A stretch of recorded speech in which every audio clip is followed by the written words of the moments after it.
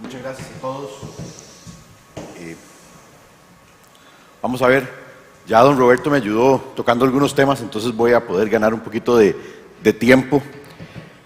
¿Por qué implementar política pública para el desarrollo de la movilidad eléctrica?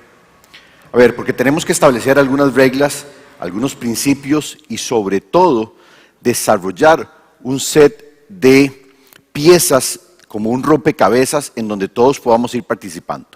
Una de las primeras piezas, definir qué queremos como país a partir de lo que podemos hacer. Entonces, en Costa Rica definimos que esa política iba a estar basada en 0 emisiones. ¿Por qué no vehículos híbridos o híbridos enchufables? Porque sí, reducimos la huella, pero no logramos hacer una transición completa. Y en Costa Rica tenemos una matriz eléctrica 99% renovable, donde todavía tenemos cierta cantidad de energía excedente que podemos utilizar. Si ya estamos a nivel de costos muy parecidos, híbridos enchufables y 0% o 100% eléctricos, entremos de una vez al 0 emisiones. Es un paso agresivo, pero hemos podido ir avanzando. El segundo tema, la Red Nacional de Recarga Rápida. Sí, necesitamos eliminar el rango de ansiedad y eso solamente lo logramos teniendo una cobertura muy amplia.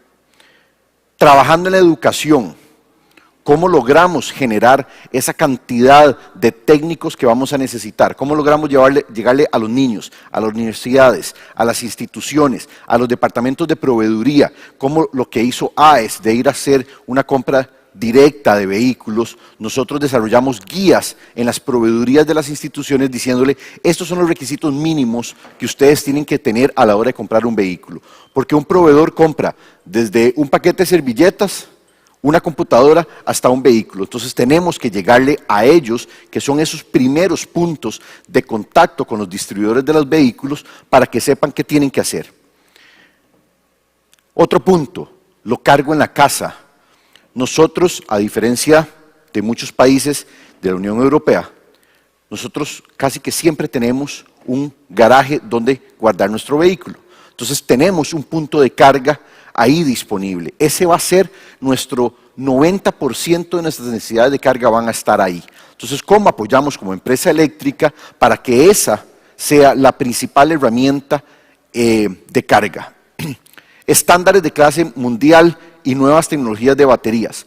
¿Cómo trabajábamos para asegurarnos que la oferta que iba a llegar al país fuera de última tecnología? Podemos ir incorporando rápidamente baterías que puedan ser reciclables, reutilizables, reparables y no necesariamente traer tecnologías que todavía en 2018, cuando estábamos teniendo esta discusión, 2017, todavía existían tecnologías de baterías que podríamos convertir al país en un gran botadero. Ese no era el objetivo, era siempre tener la mejor oferta disponible. Los incentivos fiscales y no fiscales. En este momento en donde se estaba discutiendo la ley en 2017, y de nuevo mi presentación hoy está desactualizada porque ayer se firmó la ley con los nuevos incentivos, cuando discutimos esa primera ley, sabíamos que teníamos que dar incentivos porque no estábamos al mismo nivel la competencia de un vehículo de combustión interna con uno eléctrico. Entonces, no somos un país rico, no podíamos dar incentivos como hacen en Estados Unidos, en donde entregabas dinero. Nosotros lo que podíamos hacer era rebajar los aranceles y permitir ciertas facilidades para que un sector pudiera empezar a hacer el recambio. Se nos olvidó transporte público, se nos olvidó transporte de carga en esa primera ley. No logramos el objetivo con los incentivos y por eso fue la reforma que hicimos, en donde ya los vehículos de mayor costo también están incluidos en esa ley. Voy a ir más rápido. Obviamente reducir CO2, la vinculación del sector público. Esto no es un tema solo, esto es un tema de toda la institucionalidad y del sector privado en conjunto. No podemos trabajar solamente las empresas eléctricas, tenemos que ir los ministerios como el de Obras Públicas y Transportes, el Ministerio de Salud, Hacienda, toda la institucionalidad y el sector privado. Y obviamente, saber que tenemos un servicio eléctrico de calidad, en ese caso, eso es un gran orgullo por parte de nosotros en el ICE, con nuestros estándares de calidad. Los incentivos los voy a pasar muy rápido porque, como les digo, están desactualizados, pero básicamente ahora establecimos una nueva cantidad de incentivos a lo largo del tiempo, sin un tope para los 3 primeros impuestos que mencionaba don Roberto en su otro slide. Los centros de recarga. Sí, en esa primera versión de la ley establecimos que la red de recarga rápida iba a ser obligación de las empresas distribuidoras de electricidad. ¿Por qué? Porque somos los que teníamos mayor conocimiento y mayor facilidad de romper el mercado e instalar una red que cubriera todo el país. Ahora estamos migrando a donde podamos trabajar en conjunto con el sector público, el sector privado, y en donde podamos desarrollar alianzas público-privadas y nuevos modelos de negocio en donde, al igual que muchos de nuestros países, la venta del kilovatio hora es una responsabilidad de la empresa eléctrica, pero evolucionamos a modelos de negocio en donde podemos cobrar de otras formas y no necesariamente la electricidad, y no estamos rompiendo la ley. Otro de los elementos sumamente importantes que hizo la diferencia en el caso de Costa Rica, la sociedad civil. Hicimos un primer intento en donde desde la institucionalidad tratamos de impulsar el tema. ¿Cómo funcionó? Cuando la sociedad civil se involucró y empezamos de abajo para arriba. ¿Por qué? Porque este no es un tema, y aquí yo tengo múltiples sombreros. Uno de mis sombreros es como coordinador del ICE, pero otro de los sombreros que tengo, muy orgulloso ser de uno de los primeros miembros de ASOMOVE, de la Asociación Costarricense de Movilidad Eléctrica. ¿Por qué? Porque es lo que yo necesito. Entonces yo me debo involucrar. Yo debo llegar a las instituciones públicas y decirles, miren, yo quiero andar en mi bicicleta eléctrica, quiero andar en mi scooter, quiero andar en mi carro eléctrico, quiero andar en mi bus, en el bus eléctrico, ojalá fuera mío, pero no.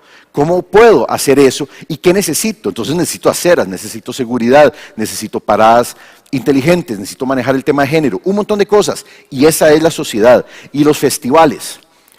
No es llegar y un distribuidor de un vehículo decirle a ustedes qué es lo que el vehículo puede ofrecer, sino yo como usuario, qué es mi experiencia y darte la seguridad de lo que yo he vivido en ese momento. Entonces la ciudadanía es lo principal en todo ese tema y ojalá que en El Salvador crezca eso y ASOMOVE, hago el anuncio, estamos trabajando con las demás asociaciones en el resto de Centroamérica para poder también estar impulsando esto. Esta parte me la voy a brincar, pero de nuevo, la parte de educación, las guías, es explicarle a la gente cuáles son los cargadores, cuáles son los vehículos, cuáles son los ahorros. Ese es el aporte que podemos hacer.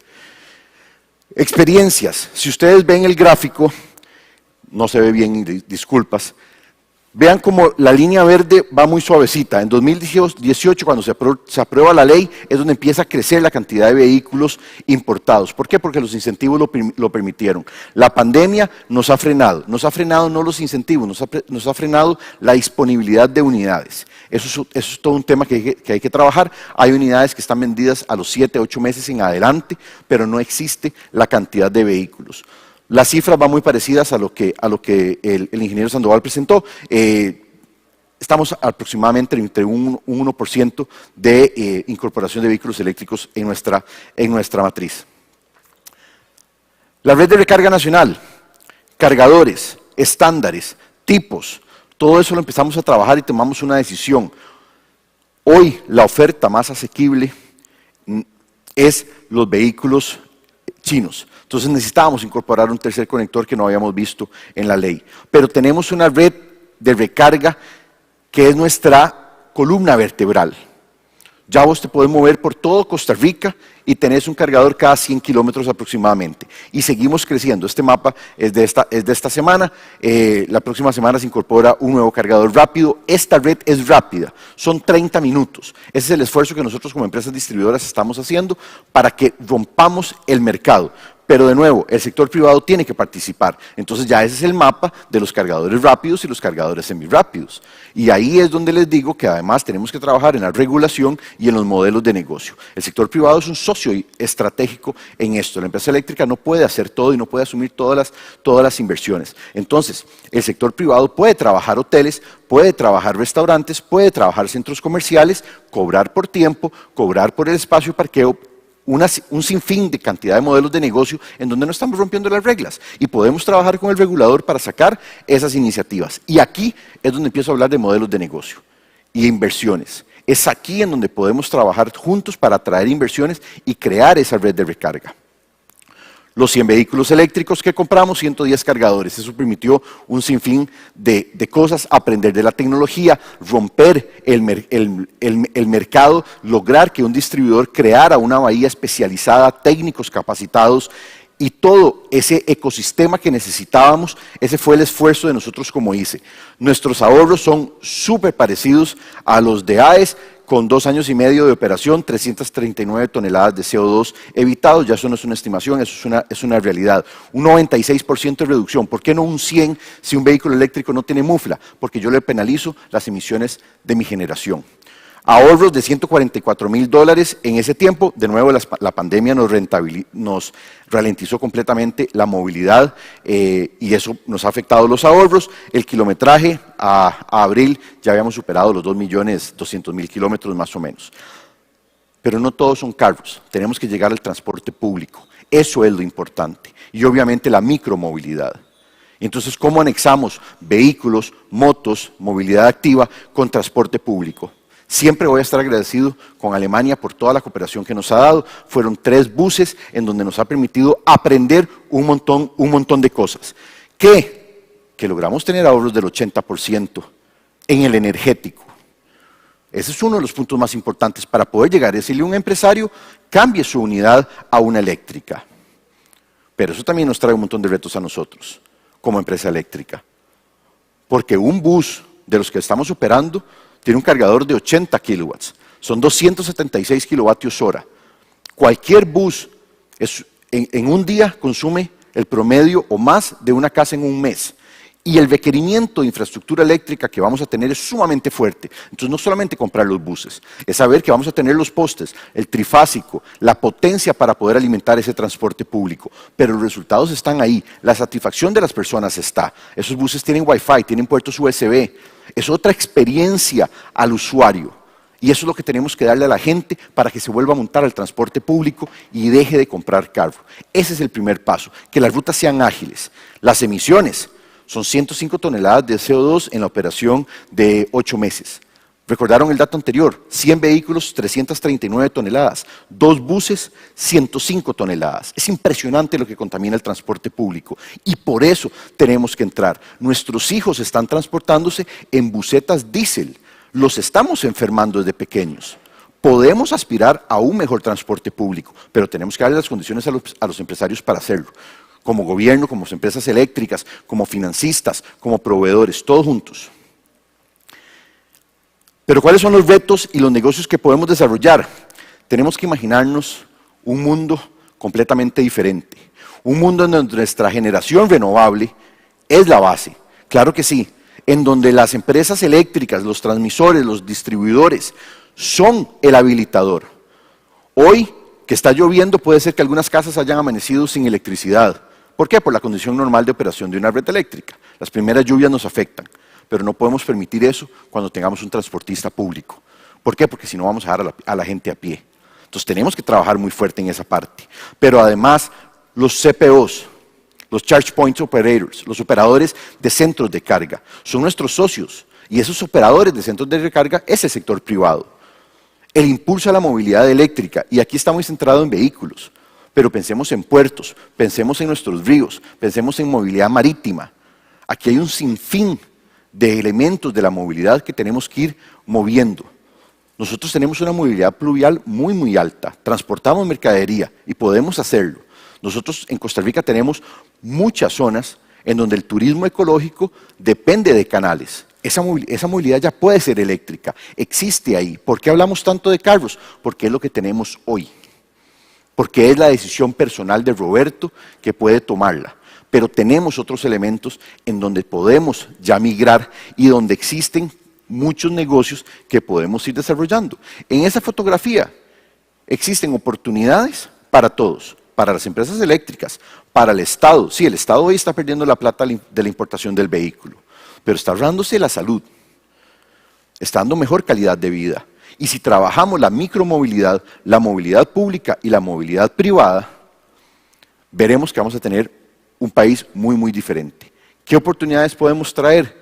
Europa fabrica cargadores. Europa va muchísimo más adelante que nosotros en otros elementos de la movilidad, transporte público, transporte marítimo. ¿Cómo lo incorporamos? ¿Cómo tenemos puertos verdes? Entonces, ¿cómo podemos atraer a que los puertos no esté el barco quemando combustible las 4 o 5 horas que está descargando, sino que ese barco esté conectado a nuestra red eléctrica. Hay distribuidoras de electricidad en Costa Rica que su cliente más grande es de 10 kilowatts. Un solo bus de 80 kilowatts, un solo bus va a ser su cliente más importante. Aquí hay proveedores de tecnología, proveedores de sistemas, proveedores de software que pueden venir a apoyarlos y nos necesitamos para desarrollar esos elementos. Y el siguiente paso, taxis y transporte urbano e interurbano eléctrico. Esa es la tarea a la que tenemos que aspirar y a la que tenemos que trabajar mucho. Muchísimas gracias y cualquier consulta estamos a las órdenes.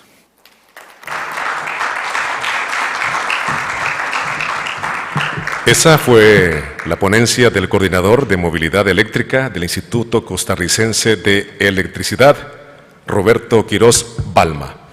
Y este es un resumen del currículum del siguiente ponente: ingeniero civil, máster en administración de empresas, cuenta con una especialidad en movilidad eléctrica, tiene 25 años de ejercicio profesional en el área de desarrollo y comercialización de energía.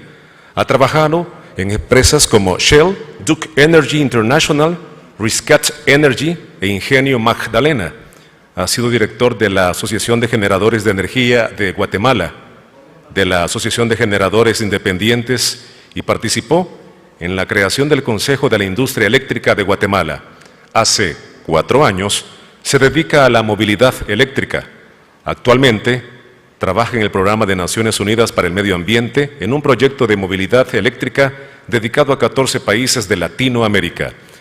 Damas y caballeros, con el tema Los grandes retos de migrar a la movilidad eléctrica, se encuentra en formato virtual desde Argentina el consultor del Programa de las Naciones Unidas para el Desarrollo PNUD, Guatemala, Jaime Alberto Morales. Bienvenido.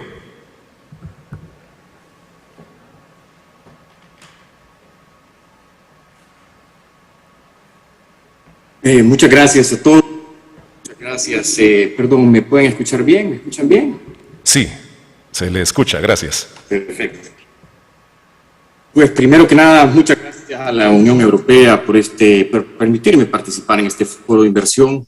Estoy desde la Argentina en un taller de movilidad eléctrica.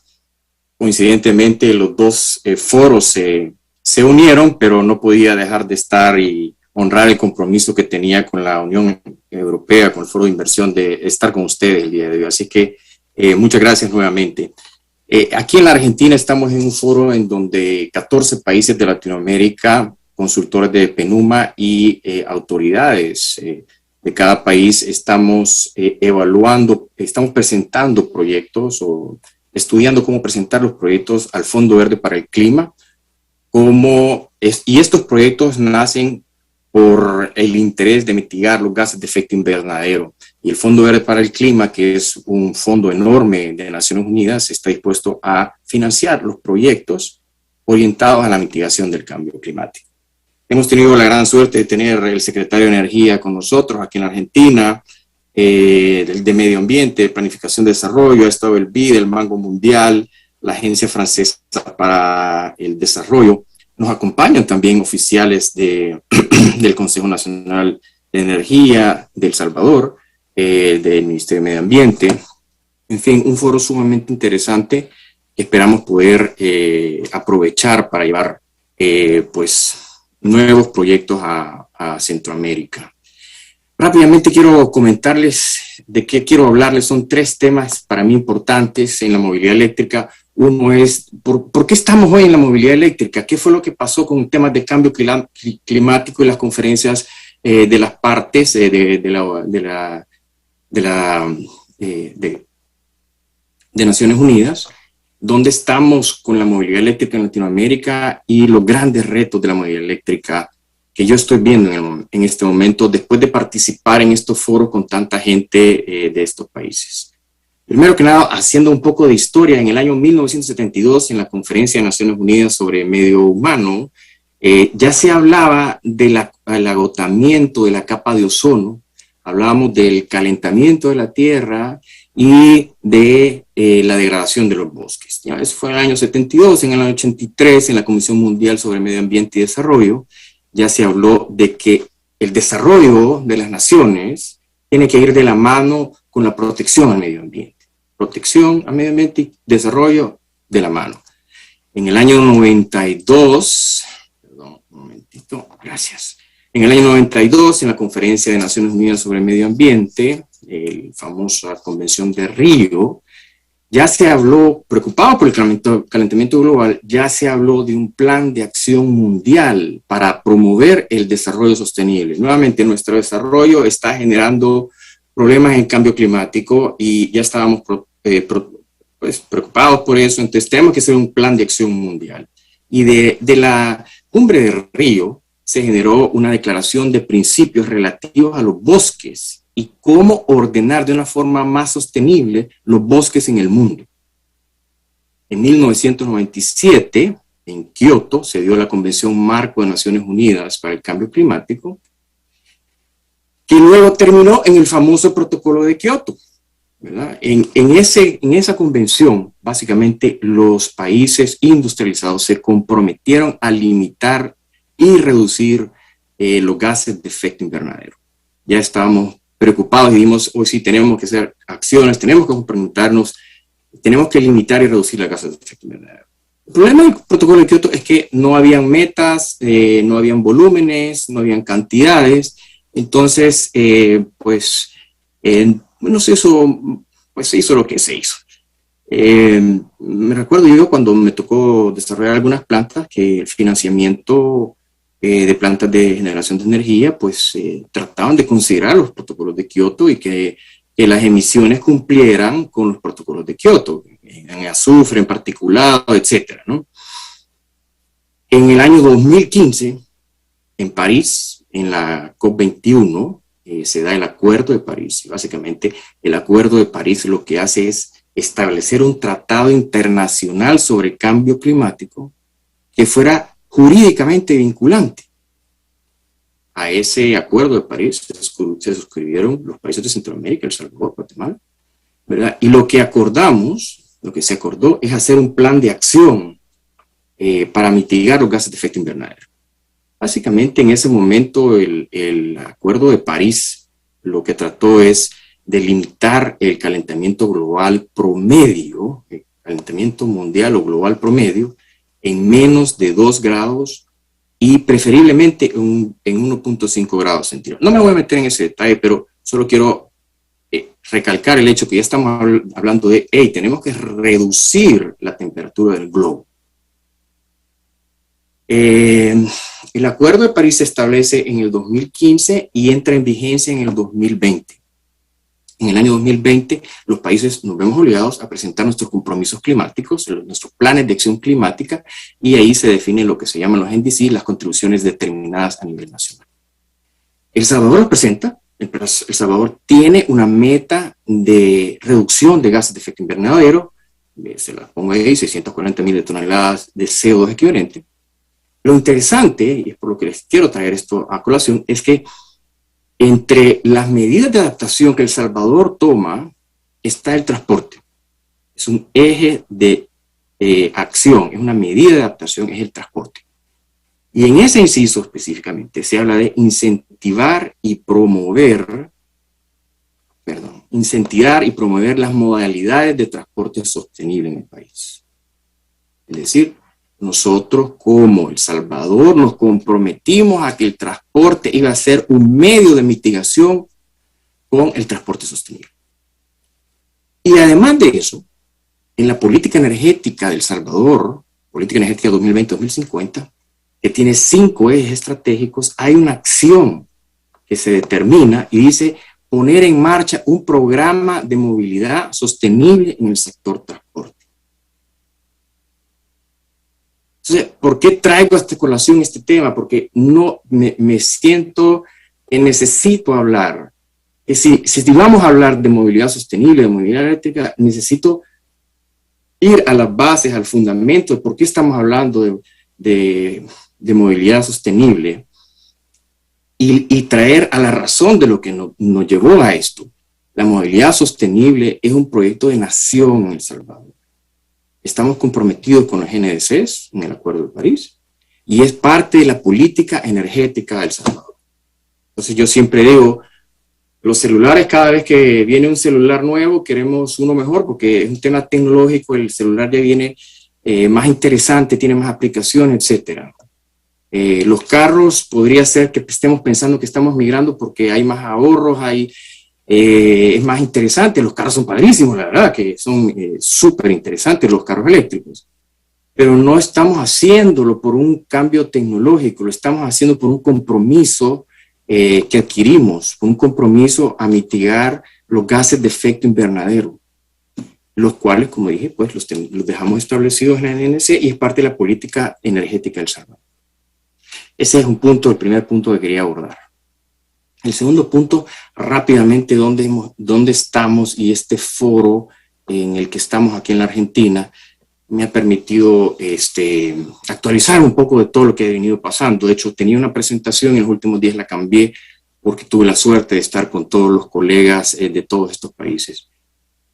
Hablando un poco de países que van a la delantera, Chile. Chile cuenta primero que nada con una ruta energética 2018-2022, básicamente es su política energética, que ellos le han llamado ruta energética, y ellos ya hablan, en la ruta energética ya se habla de movilidad sostenible, de movilidad eléctrica, y cómo implementar el plan.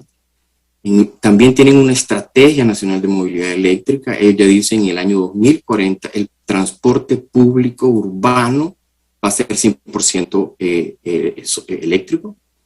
Y para el año 2050 dicen el transporte privado, el 40% del transporte privado va a ser eléctrico, sostenible. Ellos también cuentan con una estrategia nacional de hidrógeno. Chile tiene ya más de 400 buses operando en Santiago, pero esperan este año 2022, que ingresen más de 1000 buses eléctricos en Chile. No puedo dejar de mencionar pues, que hay un consorcio en el BYD, una empresa china de transportes enorme. Ese consorcio ha sido precursor del proyecto de ingreso de buses a Medbus, el operador de buses de Chile, ¿verdad? Quiero comentarles que nosotros en el programa de Naciones Unidas para el Medio Ambiente trajimos a Medbus a sentarse con la Municipalidad de Guatemala para que ellos conocieran cómo operan ellos ya todos estos buses, cómo fue la estructura de financiamiento, cómo Enel suministró los buses, cómo Enel suministra los patios, la energía, el contrato de energía y cómo BYD suministró los buses en este consorcio. En fin, Colombia. Primero que nada, Colombia, un país que nos lleva una delantera interesante, ellos también tienen una estrategia nacional de movilidad eléctrica. Colombia dice que en el año 2030 van a tener 600,000 vehículos eléctricos. Para el año 2021 ya tenían 17,000 vehículos operando en Bogotá. También en marzo de 2022 se registraron 973 buses eléctricos. Solamente Bogotá tiene 663 buses eléctricos. Ahí pongo una noticia que este año el Transmilenio va a recibir más de 1000 buses. Y esto solo lo quiero mencionar, todo este tema de esta cantidad de buses, porque el transporte público en Latinoamérica está migrando hacia la movilidad eléctrica y estos son países que ya están dando pasos enormes, ¿verdad? Aquí ha estado con nosotros la delegada del BID de Colombia y la delegada nos dijo que el gobierno dice que Bogotá se convertirá en la ciudad con la flota de buses eléctricas más grande de Latinoamérica. Eso es lo que ya comienzan a decir ellos. Laurín Montes del BID. Uruguay, interesante. Uruguay tiene también como una estrategia nacional de movilidad que le llaman Guía de Movilidad Urbana Eléctrica en Uruguay. Ellos tienen un plan cero emisiones, así le llaman. Y ellos dicen en el año 2030 todos los vehículos de pasajeros van a ser cero emisiones. 2030, estamos hablando de 8 años. en el año 2040 todos los vehículos de carga liviana, esos vehículos de 3 toneladas, 4 toneladas, 2,5 toneladas que andan circulando en distribución en la ciudad, esos en el año 2040, todos esos vehículos de carga liviana van a ser de 0 emisiones. En el año 2045, todos los vehículos de carga pesada.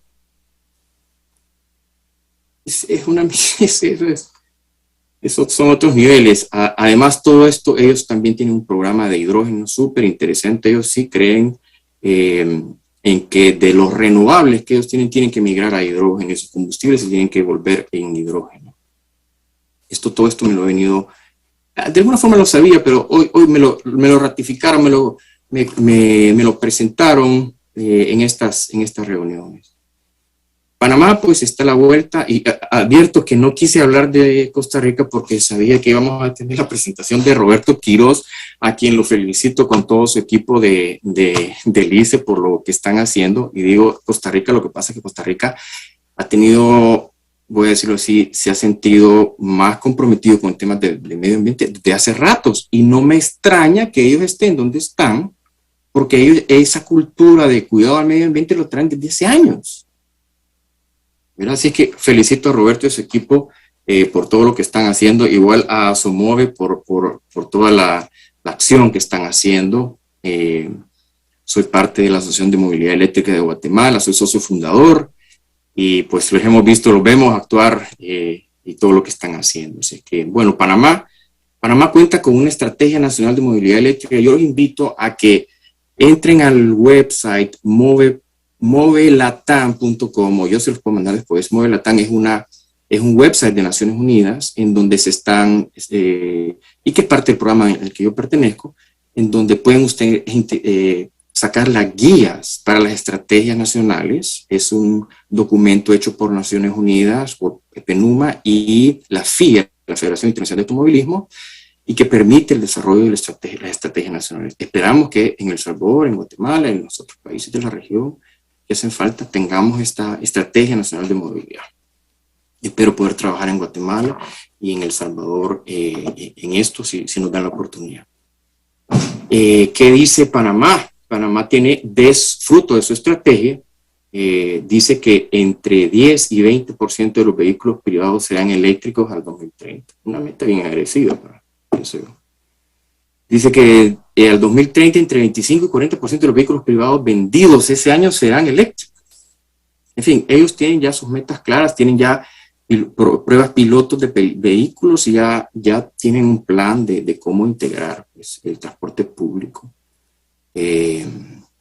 sostenible en Panamá. Repito, hubiera querido hablar de Guatemala, de Costa Rica, pero con la presencia de Roberto, su presentación, pues no tenía más que decir.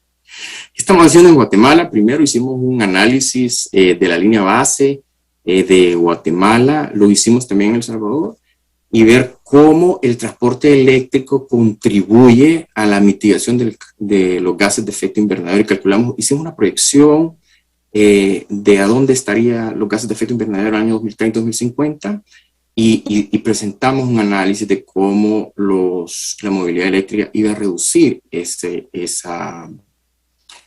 gases de efecto invernadero. En Guatemala se tiene un fruto de eso, ¿verdad? Fruto de todos estos estudios que se han hecho, se ha presentado al Congreso una ley de incentivos fiscales para movilidad eléctrica. En El Salvador ya lo tiene, pero sí que participé personalmente en la elaboración de esa ley de incentivos. El primer borrador lo hicimos en la Asociación de Movilidad Eléctrica de Guatemala, una asociación sin fines de lucro, donde ejecutivos de la industria eléctrica nos reunimos para desarrollar esta asociación. Y fruto de eso pues salió la ley de incentivos fiscales que hoy está en el Congreso. Estamos trabajando también apoyando a la Municipalidad de Guatemala. La Municipalidad de Guatemala pretende salir en una licitación este año con 24 buses en la primera etapa y segunda etapa otros 24 buses para buses eléctricos para la municipalidad. Y una tercera etapa es lo que he traído yo ahora aquí a la Argentina, es un proyecto para adquisición de 75 buses para el área metropolitana de Guatemala. Y este proyecto esperamos presentarlo al Fondo Verde para el Clima y que nos dé un financiamiento para este proyecto. Y es razón por la que estamos acá aquí en la Argentina. Como fruto de esto, no sé, puede ser mala noticia o puede ser buena noticia, como la queramos montar, yo creo que es buena noticia. Cuando contamos todo este montón de buses que hay, y transportes que hay, y hacemos el recuento, pues resulta con que la movilidad eléctrica hoy por hoy en cantidad es el 1% de todos los vehículos que hay. De todo el parque, el 1% solo es eléctrico. Para mí es una oportunidad de crecimiento, ¿verdad? Por eso quería traerlo a colación. Es una oportunidad de crecimiento, nos va a tomar tiempo, pero es algo al que vamos a ir migrando poco a poco. Los retos de la movilidad eléctrica que yo estoy viendo, fruto de todas estas conversaciones durante estos últimos años, primero que nada, los vehículos eléctricos son caros. Tengamos claro, y para darles una idea, números concretos, un bus de 80 pasajeros pues, de combustión interna cuesta alrededor de $125,000. Un bus eléctrico cuesta $300,000. Puede ser que cueste $150,000. De esas relaciones estamos hablando. Pero ¿qué sucede? Que cuando uno analiza una inversión de un bus eléctrico y trae a valor presente el flujo de sus gastos y después lo compara también con la inversión de un vehículo eléctrico y el flujo de caja de sus gastos, lo compara y el vehículo eléctrico va a ser igual o menor que el caso de motores de combustión, de buses de combustión interna. Pero obviamente cuando nosotros llegamos mire, hagamos movilidad eléctrica en el transporte público, no, me cuesta 3 veces el valor. Pues, entonces, es una barrera terrible. Pero hay que hacer la labor de investigar, de presentar estos casos. Roberto Sandoval ya presentó el caso de sus carros. Roberto Quirós, ellos también han hecho esta labor. En fin, hay mucha gente que ya hizo este trabajo. Me sorprendió aquí que vino Cuba y ellos ya hicieron el análisis con buses de combustión, con buses híbridos y con buses eléctricos. Y un estudio completo financiero de las ventajas y desventajas económicas de los casos.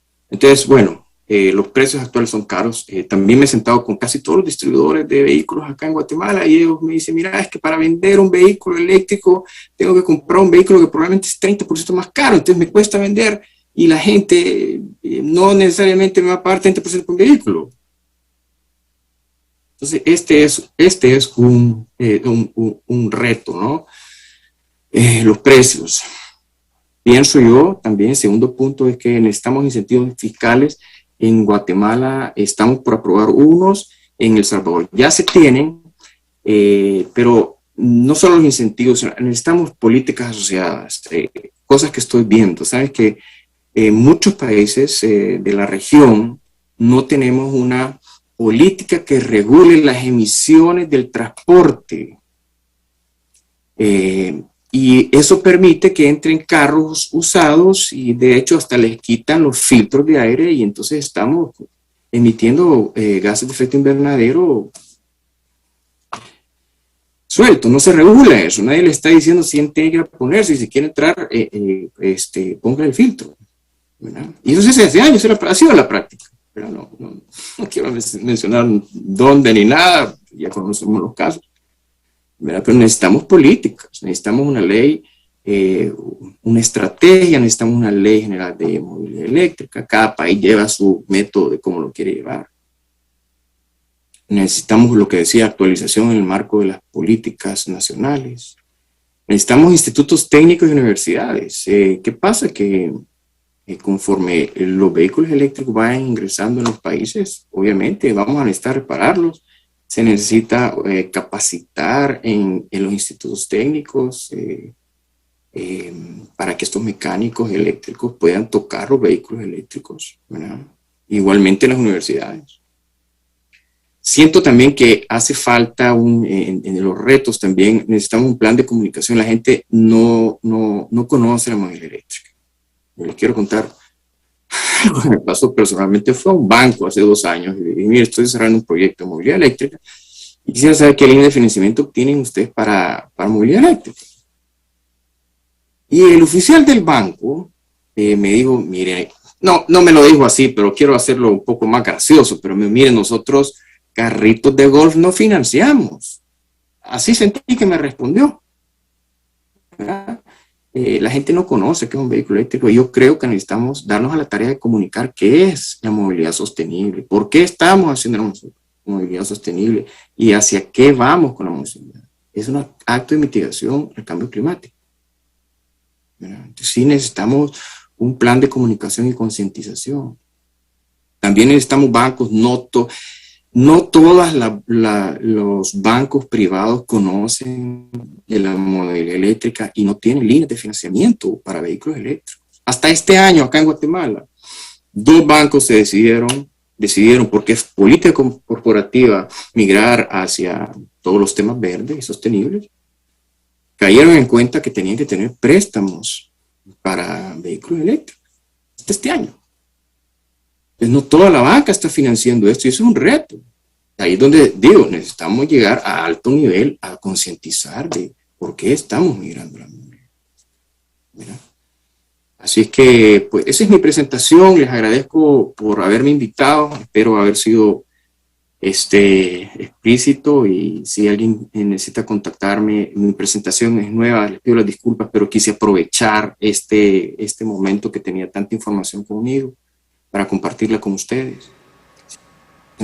Yo se la voy a mandar al foro y pues la consulta, pues más que agradecido de que se ponga en contacto conmigo. Nada más, muchas gracias. Gracias. Así la ponencia desde Argentina del consultor del Programa de las Naciones Unidas para el Desarrollo PNUD Guatemala, Jaime Alberto Morales. Ahora, para cerrar la participación del panel, quien moderará es la siguiente experta y esto es su currículum. Licenciada en Economía y Negocios de la Escuela Superior de Economía y Negocios, un MBA de la Escuela de Negocios, formato educativo y la Universidad de Cádiz, una especialización en mercado eléctrico y regulación de energía e infraestructura. Cuenta con 9 años de experiencia en el sector eléctrico, tanto en generación como comercialización de energía, y actualmente es parte de Del Sur como desarrolladora de negocios y ha sido parte de los esfuerzos de la empresa en la introducción de la movilidad eléctrica del país. Damas y caballeros, en representación de la empresa Del Sur, Lorena Hernández. Bienvenida. Gracias. Bueno, buenos días a todos. Gracias por estar aquí. Me quedo con los Robertos. Excelentes presentaciones, ambos. Vamos a recordar que tenemos un micrófono en medio, ¿verdad? Para cualquier pregunta que surja de los invitados acá presentes, y también se abren las preguntas en el chat que hay en las redes sociales, entiendo, y en los foros. Y aquí vamos a ir viendo cuando comiencen a caernos las preguntas.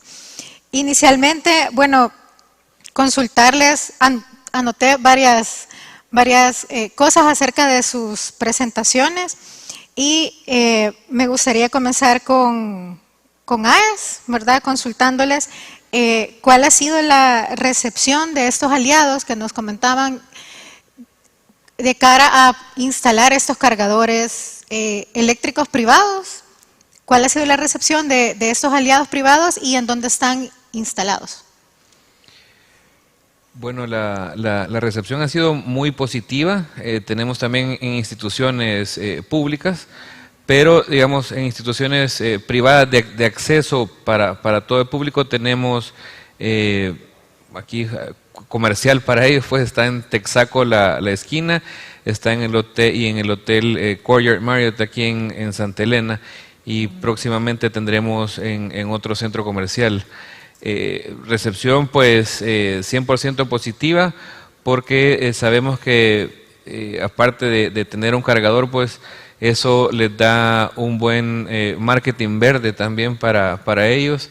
También es una instancia para que el cliente se quede más tiempo o aproveche el tiempo de carga del vehículo para estar en el comercio, ¿verdad? Asociado. Y acá lo que le decimos a la gente también es que no hace falta ir y estar 4 horas y media para hacer la carga completa del vehículo. Ellos pueden también llegar y cargar 25 minutos por un café, 30 minutos, etcétera, y después salir normalmente. Ok. Y una consulta siempre con ese tema. ¿Cuál ha sido ¿ha habido movimiento? Es decir, ¿ya hay clientes o hay usuarios acá en El Salvador en esos puntos? Sí, bueno, como lo dije en la presentación, este mercado de vehículos eléctricos es incipiente en el país. Estamos comenzando. Me atrevería a decir que no hay más de 40 vehículos eléctricos en el país, restando los que tiene AES. Y sí, ya hemos tenido fácil casi una decena de clientes, y quizás no digamos de 10 vehículos, pero más de 10 veces que llegan los pocos vehículos que hay, llegan a hacer las cargas, porque Excelente. por de pronto el servicio y la energía es gratuita. Ah, ok, esa era la siguiente pregunta. Sí, Sí, es era- gratuita y eventualmente pues ahí hemos desarrollado también un modelo de negocios para esto, y tal como lo mencionaba también acá mi tocayo, pues se cobrará pues por tiempo de uso o por kilovatio de hora, y también los socios a donde estén instaladas esas estaciones de carga, pues también se les retribuirá a ellos una parte de la energía que se facture por esa estación de carga. Ah, excelente. Gracias. Ok. Roberto mencionaba, que en el Costa Rica hay más marcas, ¿verdad?, de distribuidores de vehículos. Si mal no recuerdo, hay 10 actualmente. ¿Cómo hizo Costa Rica para que estos distribuidores de vehículos se interesaran en el país y llegaran llegaran ustedes como país a tener esta variedad de marcas o de distribuidores con vehículos eléctricos? Pongamos la red de recarga rápida nacional, pongámosla a disposición, hagamos esa inversión y démosle la seguridad a las empresas que quieren traer carros de que ya te puedes mover. Quitemos ese mito del ambiente por completo. A partir de ahí, aseguramos también conectores que permitieran oferta de Estados Unidos, de Europa, de China, sobre todo por lo complicado que es ese conector en el manejo de una red, y con eso ya logramos que las empresas empezaran a introducir vehículos, tenés vehículos de gama alta, tenés vehículos de trabajo, pero ha sido realmente también un trabajo muy interinstitucional. Tenemos una comisión con el sector privado, entonces participamos todos los que estamos involucrados, los distribuidores de cargadores, los distribuidores de vehículos, las empresas eléctricas, participa el Ministerio de Ambiente y Energía, participa el Ministerio de Obras Públicas y Transportes, y vamos viendo cómo logramos atraer. Hay fábricas que es más fácil que nos asignen producción. Sabemos que, por ejemplo, marcas de Estados Unidos que tienen lanzamientos muy nuevos este año, no es tan fácil que nos asignen producción al país, pero viendo el puesto a la red de recarga, sobre eso es que empezamos a construir todo. Ok. Y una pregunta, la ley de Costa Rica, la ley de fomento que habilitaron en el país, ¿tiene algún tipo de restricción con la importación de vehículos usados eléctricos? Ok, la versión anterior no los consideraba, esta versión considera hasta dadas las exoneraciones a los vehículos hasta de 5 años. ¿Por qué los incluimos? Porque el desgaste de un vehículo eléctrico versus un vehículo de combustión es muchísimo menor.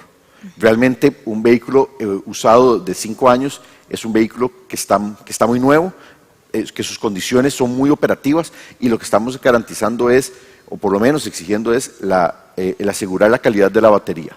El resto de los componentes no es mayor problema. Entonces, hemos trabajado con el MINAE, el Ambiente y Energía, y con la revisión técnica para poder asegurar que esos vehículos que entren no tengan pérdida total en Estados Unidos, no tengan declaración de pérdida total, y que el estado de batería sea el adecuado. De acuerdo, gracias. También consultarle, no recuerdo cuando leía acerca de un corredor que existe entre Costa Rica y Panamá, ¿cierto?, de recarga. No sé si nos podría contar algo más. En diciembre, un par de usuarios nos inventamos ir de Costa Rica hasta Ciudad de Panamá para demostrar que ya era posible, desarrollamos toda la logística y ya Panamá, bueno, eso ha ayudado mucho a Panamá también a levantar, coincidió con la aprobación de la ley de ellos, con el desarrollo de esas primeras estaciones de recarga, y ya hay usuarios que están haciendo la ruta de turismo, ya es posible hacerlo, y para este año esperamos venir hasta acá. Ojalá venir hasta Guatemala. Esos son planes que estamos haciendo de nuevo con el sombrero siempre de usuario, detrás de hacerlo posible, pero además de trabajar con todas las empresas eléctricas para que todas podamos ayudar a los usuarios a crear un corredor centroamericano. Eso es súper importante, ¿verdad? Generar ese ecosistema de movilidad, porque no solamente es, y ambos lo han mencionado, no solamente se trata de que se habilite uno, por ejemplo, dentro del sector eléctrico, o bien solo los distribuidores, o bien, como lo mencionaba Jaime, incluso la banca, sino es una red, es conformar todo el ecosistema de movilidad en cada uno de estos países. ¿Cómo estamos en El Salvador con relación a cómo está madurando o creciendo ese ecosistema de movilidad? Bueno, en El Salvador, como les mencionaba ya en una de las láminas, o sea, nos hace falta mucho por recorrer, pero igual estamos también ahí o vamos ahí dándole los pasos cercanos a Costa Rica. O sea, tenemos nuestra ley de electromovilidad que fomenta la electromovilidad, que eso es básico, el punto con que empezar. Después tenemos el fomento ahorita, al menos de la parte privada, para hacer la importación de una red de carga privada, valga la redundancia, y obviamente lo que nos haría falta es tener una mayor oferta de vehículos eléctricos acá en el país para fomentar ese uso, ¿verdad? Entonces, ya tenemos la ley, como les mencioné, vamos a comenzar del lado privado a poner más cargadores, también el apoyo del gobierno también para el tema de cargadores, una red pública, y después pues invitaríamos a los distribuidores de vehículos también a tener una mayor oferta de los mismos. De acuerdo. Algo que también pienso que es importante es la parte de la educación, ¿cierto? Usted lo mencionaba, con el tema del mantenimiento, que había sido un poco complicado. ¿Tuvieron que desarrollar una curva de conocimiento propio internamente en AES? ¿O se aliaron con alguien desarrollando esa curva de aprendizaje en alguien más? Pues no, fueron los mismos fabricantes de los vehículos los cuales nos apoyaron. En esta última compra sí fue ya de forma personal, o sea, ellos viajaron acá, que por cierto que fue con BYD, y la primera, como fue en pandemia, pues todo fue un entrenamiento virtual que se dio, ¿verdad? Pero ya nuestra gente de servicios generales pues ya está bien capacitada, y estamos también como algunos de nuestros pilares en la división soluciones, yendo a capacitar algunas universidades para que conozcan más de la movilidad eléctrica. Excelente. En ese sentido, en Costa Rica, no sé si se ha desarrollado algún tipo de capacitación particular para los talleres, o si se han incluido dentro de las currículas o mallas técnicas de las carreras de, por ejemplo, mecánica automotriz para las nuevas generaciones, que se vayan empapando de este tipo de tecnología y que también a su vez aprendan a cómo no solo operarlas, sino mantenerlas. El Instituto Nacional de Aprendizaje, que es un ente estatal, empezó a desarrollar un currículum para mecánicos, un currículum para conductores de buses de transporte público, para poder además saber operarlos, y ya tenemos 2 diplomados, uno con el Tecnológico de Costa Rica y otro del sector privado, que ya están entrenando técnicos, y nosotros, como dice, sí exigimos a nuestro proveedor de vehículo que tuviera certificados sus técnicos, de nuevo, para crear ese primer grupo, por lo menos en la marca que nosotros al final seleccionamos, pero que se tuviera ese primer grupo. A partir de ahí ya ellos han ido capacitándose, y creo que ya el INA ha graduado 2 promociones, uno de los institutos, una, y este otro que acaba de iniciar este año. Ok, bueno, veo que tenemos que tenemos un par de preguntas. Pregunta Juan José Hernández, ¿las baterías contienen minerales escasos o conflictivos, las baterías de los vehículos? Sí. Bueno, dale. Okay. Sí. Bueno, obviamente sí, ¿verdad? Las baterías, acá todavía tenemos pocos años de uso, se debe desarrollar también Hay un mercado secundario de baterías también, pero cuando estas, hay que desarrollar un lugar a donde, o qué se va a hacer con las baterías cuando ya terminen su vida útil. Recordemos que normalmente hacen proyecciones en los vehículos eléctricos de 7, 8 años de la batería, pero esto no quiere decir que ahí muere, sino que es igual que una batería de un celular, su degradación va aumentando, es decir, la carga dura menos, ¿verdad? Pero siempre es funcional. Bueno, va bien ligada a la siguiente pregunta, que es ¿cuánto tiempo es la vida útil de un carro eléctrico? La vida útil de un vehículo como tal, 30, 40 años, porque se va a desgastar mucho menos. La batería, yo diría que por lo menos, por ejemplo, para el tema de buses, pongamos el ejemplo de buses, las marcas están garantizando entre 8 y 10 años un 80% de carga. Si estamos hablando de que un bus son 276 kilovatios hora, nosotros como empresa eléctrica a los 8 años vamos a recibir un activo súper valioso porque nos va a servir en un montón de aplicaciones, y a partir de esos 8 años al 80% le podremos sacar unos 10 años más de operación para ya después llegar al desmantelamiento final. Y, cierto, existen ya nociones, al menos en Costa Rica, de ese mercado que mencionaba Roberto de segundo uso de las baterías. Si bien es cierto, estamos lejos, pero pues no sé si se ha proyectado al menos el desecho de estas baterías. Por ahora lo que tenemos, puedo responder de esta forma, tenemos junto de nuevo a la cooperación alemana, esa primera etapa de capacitarnos, tanto las empresas eléctricas como la universidad estatal, en qué hacer con esa segunda vida, cómo vamos a tener que tratar el desecho que no podemos darle una segunda vida para que en el momento en que tengamos que empezar a recibir esas baterías ya podamos estar listos. Por ahora, los Nissan Leaf son los de más años, son los que empiezan a tener esa necesidad, pero de ahí en fuera, yo te digo que realmente todavía nos faltan 6 años para tener que ocuparnos del desecho. En este momento todavía tenemos espacio para seguir entrenándonos y para ver nosotros como empresa eléctrica cómo vamos a recibirlos y cómo vamos a aprovecharlos. Todavía tenemos un espacio para capacitarnos un poco más. Excelente. A nivel de la red, o sea, como bien mencionábamos, ¿verdad? Como bien mencionaban ambos, los vehículos eléctricos, pues, son eléctricos y se alimentan de una red. ¿Cómo estamos en El Salvador con esa? Si bien es cierto, de nuevo, el mercado es incipiente, ¿está la red eléctrica del Salvador proyectándose para poder recibir estas futuras cargas? Totalmente. El plan que tenemos como empresa privada para hacer una red privada de cargas a lo largo y ancho del país, pues nuestro sueño es tener 300 cargadores pues diseminados en todo El Salvador, y entre ellos tienen que haber cargadores de carga rápidos, ya trifásicos, etcétera, lo cual van a necesitar en algunos lugares donde no esté lista la red una mejora, un cambio, una repotenciación, un cambio de transformador, etcétera, y eso ya está siendo analizado para estar listo para ese aumento de potencia también que vamos a tener.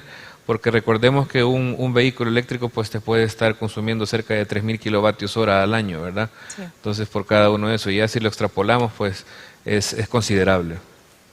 De acuerdo. Y en Costa Rica han tenido ya con el aumento que tienen de flota vehicular privada algún pico de coincidentalidad en ciertas horas del día, digamos, en donde se den estos picos de recarga y que ya que la red esté estresándose de alguna forma o entrando en conflicto.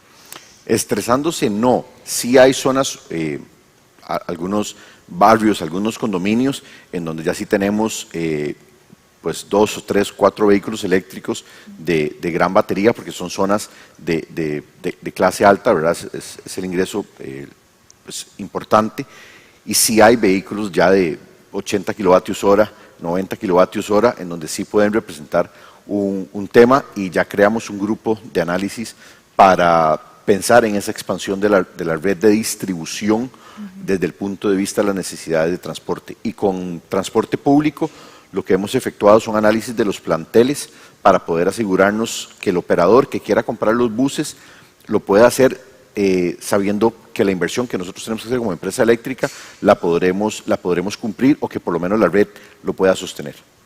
Okay. De acuerdo, gracias. Pues bueno, sin duda, como ya lo mencionaba Jaime también, muchos retos, ¿verdad?, que existen todavía en nuestra región centroamericana para ir poco a poco adoptando el tema de la movilidad eléctrica. La necesidad es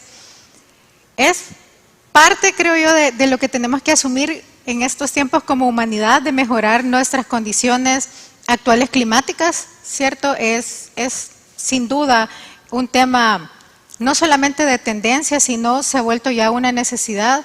Y qué alegría saber que cada uno de nuestros países, pues latinoamericanos y sobre todo centroamericanos, estamos dando pasos para la concreción de la movilidad eléctrica. En ese sentido, y si bien es cierto, aún tenemos retos por cubrir, ¿cierto? ¿Cuáles serían estas, no sé, reflexiones o sueños que tenemos para cada uno de nuestros países de cara a la movilidad eléctrica? Bueno, de nuestra parte, como AES El Salvador, es seguir apoyando al país con la inversión privada, ¿verdad? Seguir evangelizando también a todos nuestros clientes y apoyarlos al recambio de sus flotas, ¿verdad? Instalar esa red de carga privada en el país, ayudar al gobierno también a que ellos activen esa otra vertiente de una red esencial de carga pública para... no tenemos que inventarnos la rueda, pues ya tenemos a un país vecino, ¿verdad?, con el cual podemos tener cargadores de carga rápida cada 70, 80 kilómetros y eliminar por completo la ansiedad del rango de todos los usuarios, ¿verdad? Así es que ese sería nuestro sueño a corto plazo. Gracias. Yo le voy a seguir a Roberto todo el día a día que está haciendo, pues lo vamos a duplicar y ojalá el resto de Centroamérica hagamos lo mismo. Así que lo que está haciendo él, lo vamos a hacer también nosotros en el ICE. Y muchísimas gracias. Y ojalá que tengamos esa red de recarga regional, creo que ese es un sueño, bueno, particularmente ese es un sueño mío, que toda Centroamérica esté unida, que tengamos un corredor, ¿cierto?, centroamericano, para que todos los usuarios de vehículos eléctricos se sientan en esa confianza y libertad de poder recorrer toda Centroamérica, ¿verdad?, de forma sostenible. Y la otra es poder democratizar esa experiencia de la movilidad a través del transporte público, porque si bien es cierto, ambos mencionaban que lo que tenemos, hemos comenzado con lo que estaba más cerca, ¿cierto?, que es la movilidad individual. La experiencia tiene que ser para todos, ¿cierto?, para toda la población, y la manera de democratizar el transporte sostenible es a través del transporte público. Así que ojalá que tanto el triángulo, bueno, toda Centroamérica podamos también contar con una flota de vehículos de transporte público completamente sostenible y que todos nuestros hermanos centroamericanos podamos gozar de esa experiencia de transportarnos de forma limpia, bueno, sin humo, sin ruido, que de verdad que es súper rico conducir un carro eléctrico porque uno ni siquiera se da cuenta que está encendido y ya está encendido porque no emite sonido. Entonces, que podamos realmente todos tener esa experiencia. No sé, ¿hay preguntas? Sí, claro, por favor.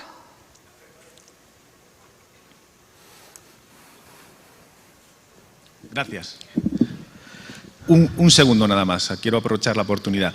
Me gustaría escuchar opiniones de los ponentes, gracias por las presentaciones excelentes, sobre el vínculo entre la movilidad eléctrica o sostenible y la transformación digital. El vínculo con la energía renovable está claro, porque no vamos a apostar por la electromovilidad si no es con energía renovable, pero ese vínculo con la transformación digital, que en mi opinión es muy importante, si tienen alguna idea al respecto. Por ejemplo, Tesla no vende carros eléctricos en El Salvador porque la conectividad digital no es suficientemente fiable. Y por otro lado, sabemos que la descarbonización del sector energético no va a ocurrir si no tenemos flexibilidad de la demanda para poder adaptarse a la variabilidad de las energías renovables en la red. Y esa flexibilidad de la demanda es una fuente de negocio, de ingresos, es un incentivo alternativo para los propietarios de vehículos eléctricos, porque eso es un almacenamiento de energía, al mismo tiempo que es un consumidor de energía eléctrica. Y de alguna forma eso es como a medio plazo, es cierto, todavía tenemos retos a corto plazo más urgentes, pero, y vinculo esto con mi segundo punto, lo que va a ocurrir a consecuencia de la invasión rusa de Ucrania en el impulso de la movilidad eléctrica y la explosión de las inversiones en hidrógeno verde, va a ser un cambio del nivel que ha sido el cambio de la telefonía fija a la móvil. Y yo creo que hay que aprovecharlo y hay que estar preparado para tomar decisiones políticas valientes y sumarse a esa ola que va a venir de forma inevitable. Gracias. Bueno, sí, gracias por la pregunta, muy interesante.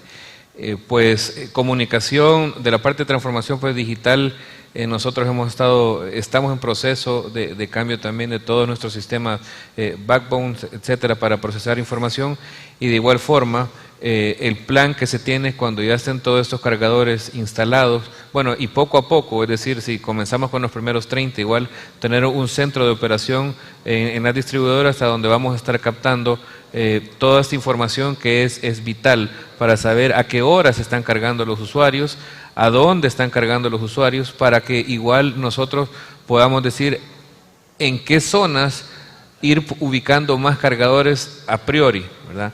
De igual forma, estamos también preparando la red eléctrica para esos cargadores que sean de carga rápida. Ahí sí vamos a tener que repotenciar varias partes de la red, estamos conscientes, máxime cuando entre el transporte público, lo que estaba diciendo acá mi colega, o sea, la potencia que estos requieren.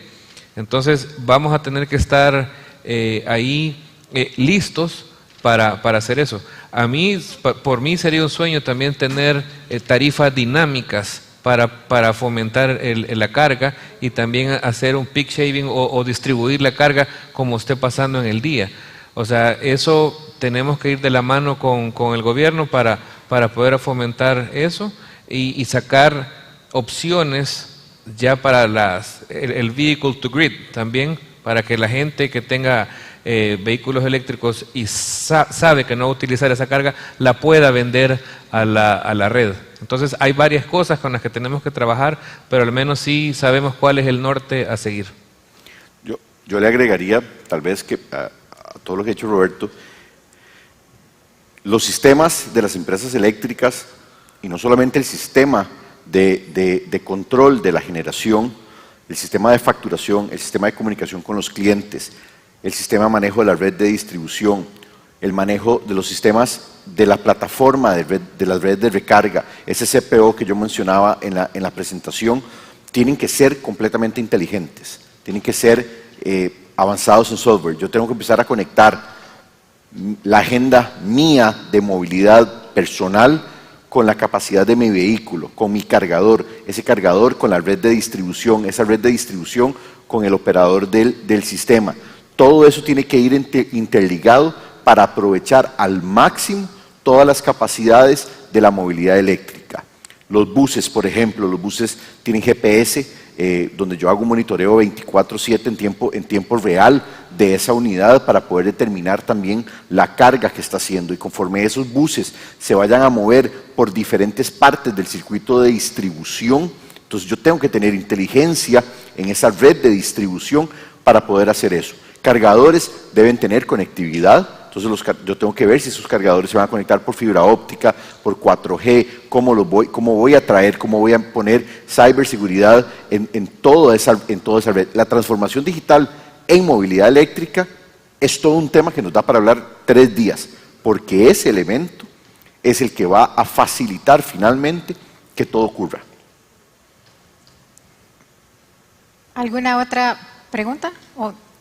Bueno, Jaime, creí que nos había abandonado, de verdad, como no prendió la cámara, creí que no estaba. No, algo pasó con el micrófono, no sé, que quería compartir un par de cosas. Las anoté y quiero regresar a unas preguntas que hizo usted para dar algunas acotaciones. Cuando nos preguntó sobre cuánto duran las baterías eléctricas, cuánto dura el vehículo eléctrico, quería mencionarle que los vehículos eléctricos, sus baterías se miden en la cantidad de ciclos de carga. ¿Qué quiere decir eso? Si usted lleva la batería al 100% y después la baja hasta el 20% y después la vuelve a cargar, ese ciclo de cargar y descargar, eso se llama ciclo. Entonces las baterías, lo que se dice ahorita es que aguantan 2000 ciclos de carga. Si un carro tiene 400 kilómetros de autonomía en su carga, de 400 por 2000, eso le va a dar 800 mil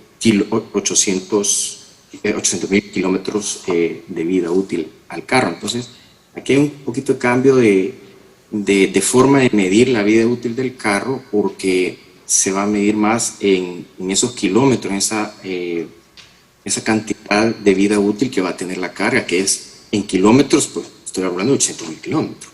Ese es el primer punto. Algo que he visto que está pasando en Colombia, pasó en Panamá, está pasando, aquí en Guatemala nos va a pasar sobre la red de transmisión, sobre la red de distribución.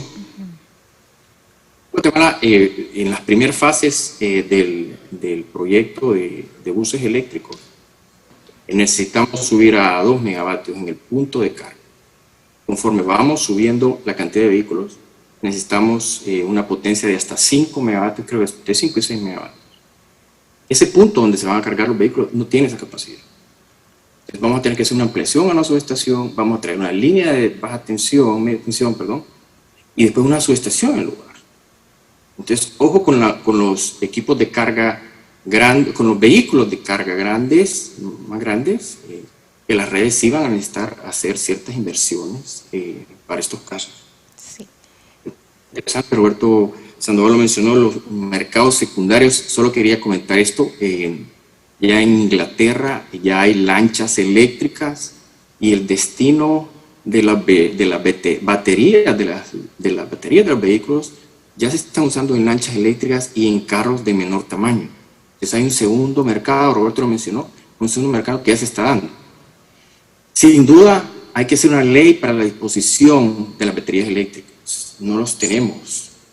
Y eso hay que trabajar en ello. Roberto Quiroz también mencionó que tenemos un poquito de tiempo para trabajar en eso, pero sí va a haber que hacer una revolución para eso, ¿verdad? Después se habló un poquito de los cargadores, perdón, de las cargas, de los cargadores eléctricos.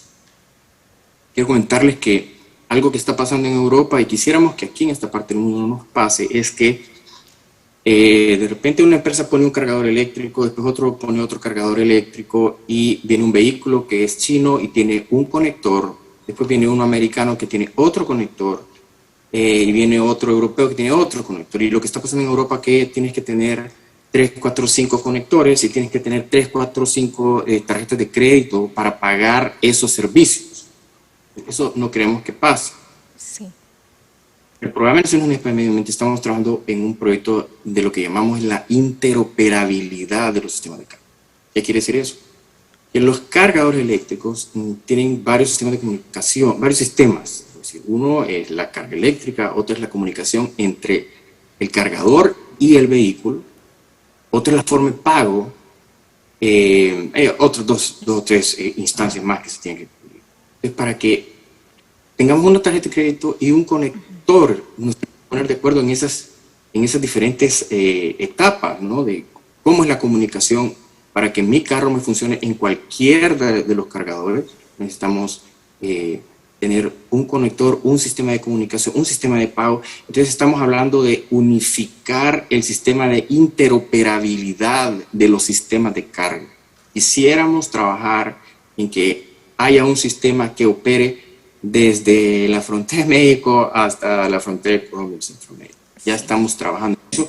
Hemos llamado a pues, oficiales de cada uno de los gobiernos para ver si podemos comenzar a trabajar en ese tema. Es algo, tenemos un poquito de tiempo, pero entre más pronto pues, se pueda trabajar en eso, menos dificultad vamos a tener como ya lo está teniendo Europa. Definitivamente. Gracias. Gracias, Jaime. Nos indican acá que lastimosamente se nos ha agotado el tiempo.